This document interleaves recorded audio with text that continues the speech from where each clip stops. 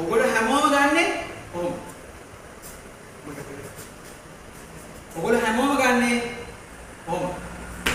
එහෙම ගත්ත ගමන් මගේ ප්‍රෙෂර් එක ට්‍රාන්ස්ෆර් වෙන්නේ නැහැ. මගේ ප්‍රෙෂර් එක යන්නේ නැහැ. ඒක බෑක් ෆයර් වෙනවා මටම. ඒක මම විසිරෙනවා. හරි ඒකම තමයි මෙයා පංචකයේදී මම මෙයාගේ ඇඟ ලොකු කෙනෙක් වුණොත් එහෙනම් මට ප්‍රෙෂර් කරන්න බෑ මම විසිරෙනවා. හරි ඒක සිලින්ඩාවල තමයි පළවෙනියටම ප්‍රෙෂර් එක ජෙනරේට් කරන්න, පවර් එක ජෙනරේට් කරන්න උගන්වන්නේ සිලින්ඩාවල.